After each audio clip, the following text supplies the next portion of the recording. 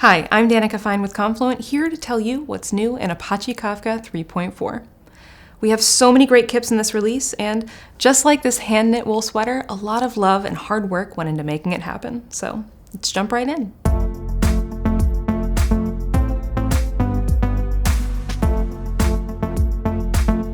As usual, the release is broken up based on what the KIP pertains to.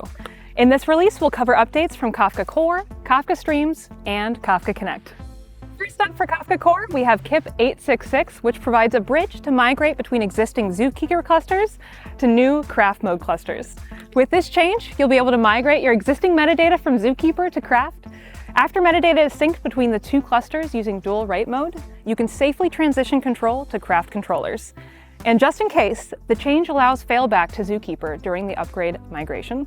This KIP gives you more flexibility to try out KRaft mode, but keep in mind that these changes are just an early access release.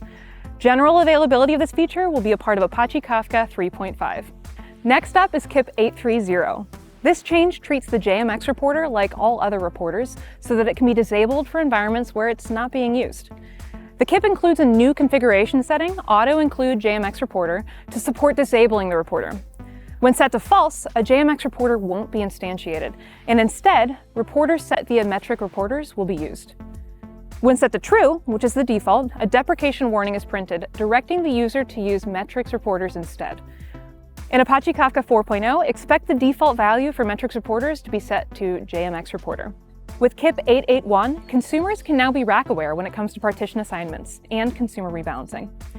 In the past, KIP 392 enabled consumers to fetch from their closest replica. KIP 881 is an extension which allows consumers to fetch data from leaders or followers within the same availability zone when possible, to benefit from locality. These changes are also a stepping stone to the consumer group protocol work being done as part of KIP 848, which will introduce rack-aware partition assignment in both the server-side partition assigners and the client-side partition assigners.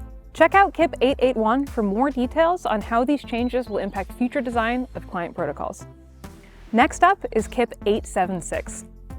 Cluster metadata snapshots are used to compact the underlying log segments and clean up redundant records. In the past, these snapshots were triggered based on the amount of bytes that had been appended to the log since the last snapshot. But seeing as snapshots are also used as cluster backups, it makes sense to generate snapshots based on time. KIP 876 enables this. To do so, this KIP adds a new property that defines the maximum amount of time that the server will wait to generate a snapshot. The default is 1 hour. And finally, we have KIP 854, which will introduce changes to clean up producer IDs more efficiently. Idempotent producers and transactions are essential to Kafka's exactly once semantics, and they both require some IDs in order to work properly.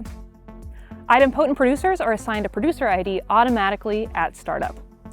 Now, transactions are meant to offer guarantees across topic partitions and producer sessions, so they require both a producer ID as well as a user-provided transaction ID.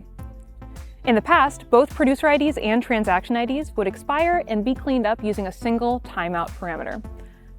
KIP 679 made all producers idempotent by default, so there are quite a lot more producer IDs floating around. To avoid excess memory usage, there needs to be a way to expire and clean up producer IDs independent of transaction IDs. KIP 854 introduces a new timeout parameter that affects the expiry of producer IDs and updates the old parameter to only affect the expiry of transaction IDs. Also affecting Kafka Streams is KIP 837, which allows users to multicast result records to every partition of downstream sync topics.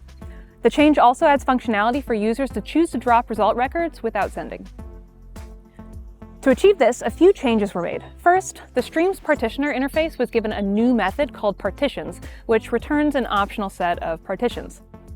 Next, the record collector and its implementing class now accepts a Streams partitioner object. The record collector uses the partitions method from the Streams partitioner to determine which partitions to send the record to. And don't worry, the key query metadata class was also updated to account for the fact that a single key could be present in multiple partitions.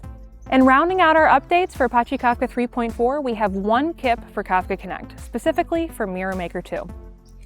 In the past, Mirror Maker 2 used the built-in Kafka admin client and made a number of assumptions about the ACLs and administrative control that a particular user must have in order to run.